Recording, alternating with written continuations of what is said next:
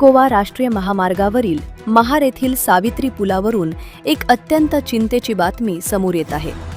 2016च्या अत्यंत दुर्दैवी दुर्घटनेनंतर उभारण्यात आलेल्या नवीन सावित्री पुलाचा एक्सपान्शन जॉइंट पुन्हा एकदा दुभंगला आहे.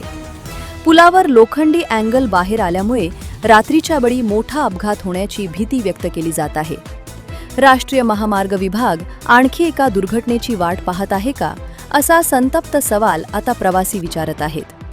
मुंबई गोवा राष्ट्रीय महामार्गाचे काम तब्बल 18 वर्षांपासून संथ गतीने सुरू आहे.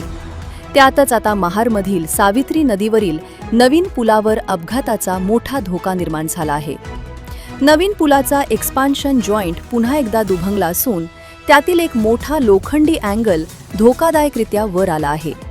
विशेषतः रात्रीच्या वेळी भरधाव जाणाऱ्या दुचाकीस्वारांसाठी हा अँगल प्राणघातक ठरण्याची शक्यता आहे. 2 ऑगस्ट 2016 रोजी याच सावित्री नदीवरील जुना पूल कोसळून 2 एसटी बस आणि खासगी वाहने नदीपात्रात कोसळली होती. या भीषण अपघातात 42 प्रवाशांचा दुर्दैवी मृत्यू झाला होता. या दुर्घटनेनंतर महामार्गावर तातडीने नवीन पूल उभारण्यात आला.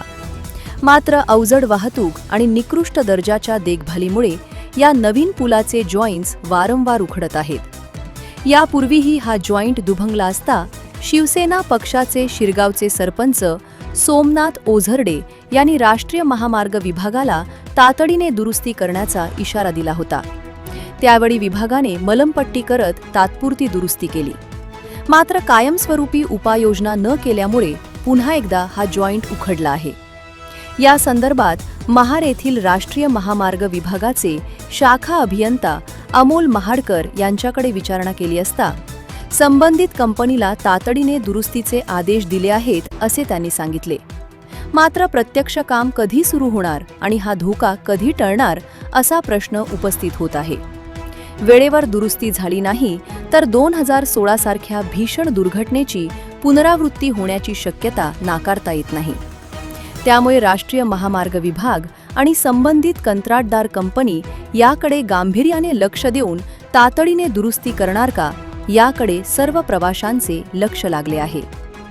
जनोदयकरिता मिलिंद माने, महाड.